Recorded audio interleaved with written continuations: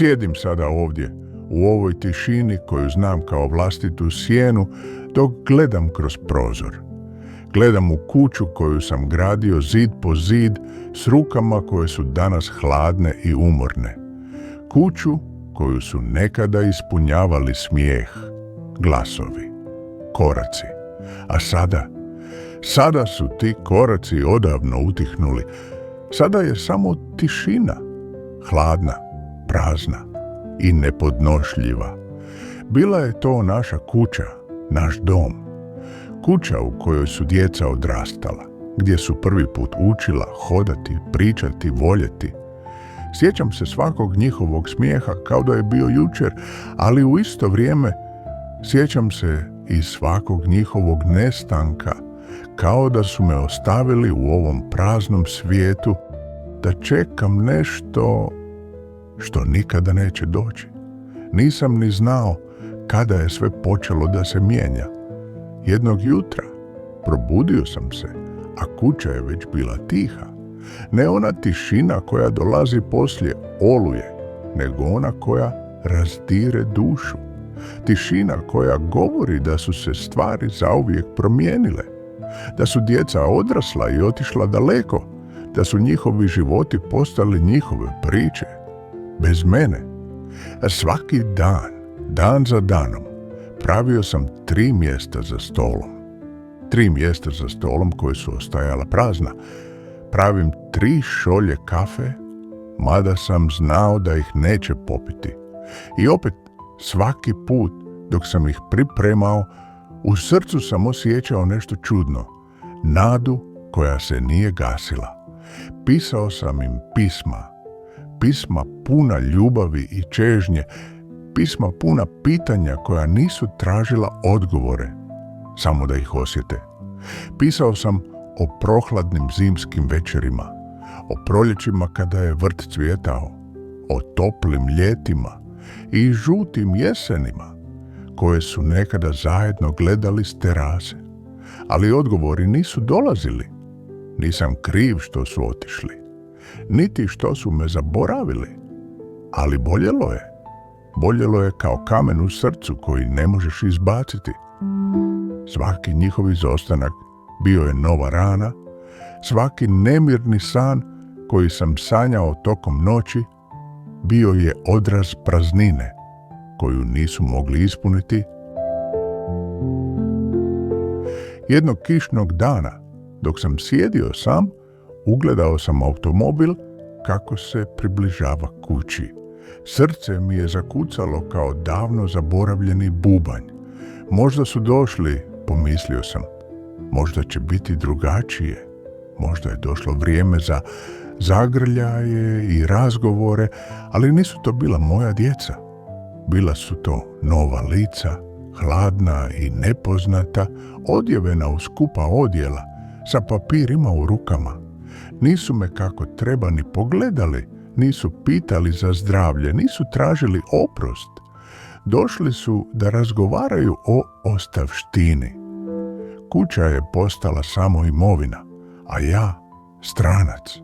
Stajao sam, tiho slušajući riječi koje su odjekivale poput hladnog udara.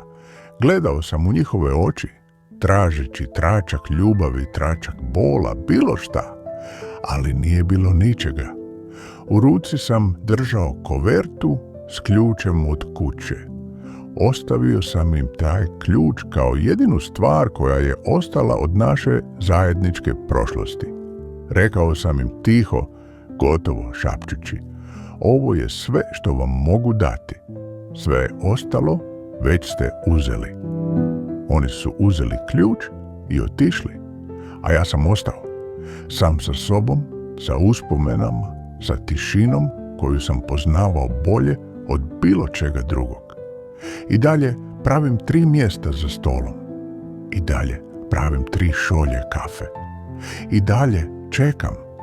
Znam da niko neće doći, ali pravim ih, jer to je jedino što mi je ostalo. Taj čin ljubavi i nade u svijetu bez njih. Sjećam se kada su prvi put naučili hodati, kako su nesigurno stajali na svojim nogama, kako su trčali prema meni s raširenim rukama.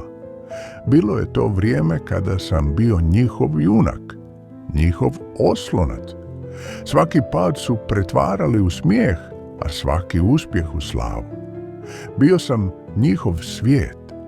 Bilo je i dana kada su se svađali među sobom, ali su uvijek dolazili meni, tražeći mir i sigurnost. I ja sam bio tu. I nikada im nisam okrenuo leđa. Sada, kad gledam unazad, shvatam koliko sam volio i koliko sam bio voljen. Ali život nas vodi na različite puteve i nekad ti putevi odvedu ljude daleko jedni od drugih. Sada su njihovi glasovi sivi i daleki. Ponekad ih čujem u snovima, kao da me dozivaju, a onda se probudim i shvatim da sam sam.